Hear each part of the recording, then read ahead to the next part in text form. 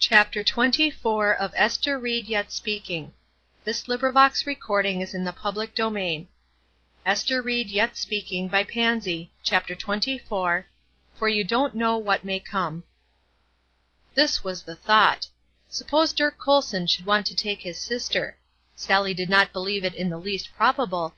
She had not that amount of faith in Dirk Colson. But suppose he should, Mart should not go, for the reason that she would have nothing to wear. And here was Sally's pretty cape, which would cover the worst of her dress, and her pretty bonnet, which she knew would make a picture of Mart. But if she lent them, it meant staying at home to Sally. Could she do it? Could she bear to think of such a thing? What would Mark say? What would he do with his other ticket? Would she be likely ever to have another chance to go to that wonderful hall and be like other folks? But Mart had never been anywhere in her life. "And I," said poor Sally, catching her breath with a sob, "have been often for a walk on the brightest streets, and looked in at the shop windows, and everything. I most know I will help her to go if I can." Young Ried had no conception of the sacrifice for which he had asked. It is little wonder, surely, that Sally's voice faltered that same evening, as she explained to Mart, who had slipped in for a bit of talk, that if ever she wanted to go anywhere very bad, she was to let Sally know, and she should have her cape and bonnet to wear. Then she had anxiously planned for her a way to mend her dress, so that it would look quite well under the cape, and she had even urged, "Now do, Mart, if anybody should want you to go, don't say you won't, but take your chance, for you don't know what may come." Also she bore with patience Mart's scornful laugh, and emphatic statement that no chances ever came to her, and nobody ever wanted her to go anywhere. As she talked she grew interested and eloquent, urged earnestly that Mart should embrace the first opportunity to go somewhere, and wear her new cape and bonnet. At the same time she was silent about the lecture. Suppose no chance should come! Then it would be doubly hard to Mart to have had the possibility suggested. The same delicate reasoning had held her from dwelling on her own prospects. Some people would have been very much astonished over the amount of delicate consideration for the feelings of others which could be found in that little room. Dirk loitered strangely over his meager dinner the next afternoon. It was late, for he had secured a position at last in one of the printing offices, and was apt to take his meals at any hour when it happened to be convenient to do without him at the office.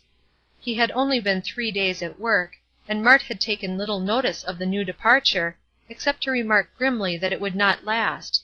But to Sally she had boasted that Dirk had gone to work as hard as anybody. If somebody could have only told Dirk that his sister ever boasted of him, it might have helped him much during these days. "What are you hanging around for? You've got all there will be to eat in this house today, and it is time you were off." This was the ungracious manner in which the sister took note of his lingering.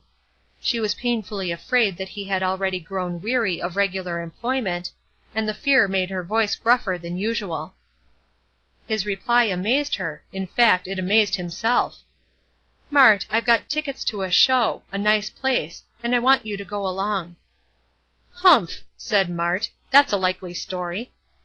Then he grew earnest, displayed his treasures, and urged her acceptance, quite astonished with himself the while. Did he really want her to go, he wondered, or did he want to please Mrs. Roberts? You would have been interested, an hour later, to have seen Mart skip up the rickety stairs leading to the Calkins abode. You would probably have thought that she endangered life or limb by her rapid movements. But Mart was used to such staircases, and the news she had to communicate required haste. "There's a chance!" she said, breathless with speed and eagerness.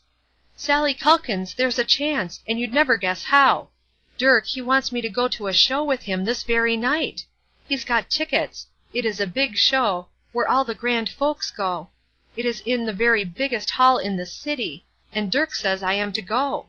Sally Calkins, do you mean it truly that I am to wear your lovely new bonnet and cape? Do you suppose I can really go anywhere? I don't know why Dirk wants me to so bad, but he coaxed and coaxed." Poor Sally! She stooped quickly to pick up a pin from the floor, so that Mart might not get a glimpse of her eyes with the sudden tears in them. Yet, as she stooped, she made her final, grand sacrifice. Mart should go. Then she entered with entire abandon into the preparations. Not only her bonnet and cape, but her shoes, new ones that Mark had bought her with his first earnings after his illness, were to attend the lecture. She rejoiced over the excellent fit of the shoes. She did more than this. As Mart watched the process of buttoning them, and remarked complacently that she shouldn't wonder if Dirk would buy her a pair some day, when he earned money enough, she kept her lip from curling with an incredulous sneer. You will remember that she had not the slightest faith in Dirk. Neither must I forget that there was another thing to lend, her comb, in order that Mart's wonderful yellow hair might be for once reduced to something like order. And at the risk of leading you to think that Sallie was altogether too aesthetic for her position in life, I shall have to confess that this was her hardest bit of sacrifice. Her comb was so new and so pretty. However, it did its duty on Mart's tawny locks, and the transforming effect was marvelous. In fact, when all was ready, the cape adjusted, the hat which Mrs. Roberts had shown her how to wear set on the yellow head, Sallie said not a word, but went to the packing box in the corner, which served as a treasure cupboard, and drew forth the one possession about which she had been utterly silent, a little hand glass which Mark had bought her one winter evening, just before he was hurt. A cheap, little, ugly glass, which you would have turned from in disgust, saying that it made your nose awry, and your chin protrude, and your eyes squint, and was altogether horrid. But, held before Mart's glowing face, what a secret did it reveal! Mart looked and was silent too, and went home in a hushed frame of mind to wait for Dirk. Home was deserted. The mother had dragged her wearied body out for a day of "light work." The time had gone by when she was able to do any that people called heavy. Where the father was, none of the family knew, and their chief hope concerning him was that he would stay away as long as possible. I find myself longing to give you an idea of what that elegant, brilliantly lighted hall, with its brilliant audience, was to this girl, and being unable to do it. When people live so far below us that our everyday experiences are to them like a day at the World's Fair, it is very hard indeed to describe how our special treats affect them. It was a treat to everybody to hear Gow. How then can I tell you what it was to this girl and her brother? Dirk listened, he must have listened well, for long afterward he was able to repeat entire paragraphs, and to imitate the manner of the great orator with remarkable skill. Yet at the time he would have seemed to a close watcher to have been absorbed in another way. He looked at Mart somewhat as he had on that Sabbath when his acquaintance with Mrs. Roberts began. But the thought which had dimly haunted him that day blossomed on this evening. Certainly Mart looked like Mrs. Roberts. It might be folly to think so, doubtless the fellows would make no end of fun of him if he should ever tell them so, which he meant to take excellent care not to do, but the fact remained, that in Sallie's bonnet and cape, and above all with the waves of hair floating about her, there was a look which instantly and strongly reminded him of that lady. There was another listener at the lecture who was unexpectedly present. Part of poor Sallie's trial had been to tell her brother, who had been radiant for a week over the prospect of taking her, that she had with her own hand put away the blessing. How would Mark take it? Dirk's forlorn-looking sister was no favorite of his. I think it would have been very difficult to have convinced him that there was a trace of Mrs. Roberts in her face. But such curious creatures are we that it actually hurt Sallie to see how quietly he took the great sad news of her sacrifice. After the first start of surprise, he seemed preoccupied, and she could almost have thought that he did not hear her explanation. She had much ado to keep back the tears, but she had made a special little feast for him that evening, with a white cloth on the table, and a cup of actual tea, and the cup set in a saucer. She was not going to spoil the scene with tears, so after a little she said, cheerily, "Now you have the chance to do something nice for somebody. Who will you take on your ticket?" "I was thinking," he answered slowly, "you know it is a temperance lecture, and it is by a wonderful man. The fellows in the shop have been talking about him all day, and they say you just can't help thinking when he gets a-going, and I was just thinking, what if we could get him to go, and he would listen, and get to thinking." There were no italics that will give you an idea of the peculiar emphasis which the boy put on the pronouns. Sallie understood that "he" could mean but one person in the world. But her brother must have answered the look on her face, for she spoke no word. "Sometimes they do, Sallie. There was old Pete, you know." Oh, yes, Sallie knew old Pete. Everybody in that alley knew him. A notorious drunkard once, of the sort which people, even good Christian people, are apt to pronounce hopeless.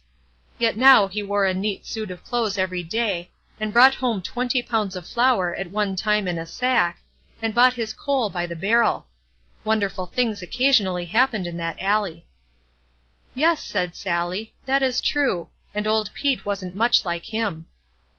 The tone spoke volumes. It would have almost angered her, even now, to have it hinted at that old Pete was superior to her father, though hardly a person acquainted with the two but would have said that there was more hope for old Pete, even in his miserable past, than for this one.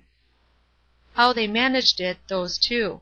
The difficult task of getting him persuaded to go, find then the more difficult task of keeping him sufficiently sober to get there, would make a story in itself. I fancy there are many such stories in real life which will never get told. The probabilities are, if they were, some wise critic would pronounce them unnatural and sensational. Suffice it to say that the task was accomplished, and among the most attentive listeners to the great speaker that evening was Sallie's father, while she sat at home and mended a badly torn jacket, and cried now and then, and was glad and sorry and proud and frightened and hopeful by turns all that long evening. I am not sure but it was better for her that she sat at home. I don't know just what she might have done had she been in the hall to see her father, at the close of the meeting, shamble forward with the crowd, and sign his name to the total abstinence pledge. She might have screamed out in her excitement, or she might have fainted; for although there were those who said, some with a sneer and some with a sigh, that "signing the pledge would not amount to anything, the miserable fellow could not keep a pledge to save his life," Sallie would have thought nothing of the kind. She had faith in her father's word. It is a wonderful stimulus to have someone who believes in us. Chapter 25. Recording by Trisha G.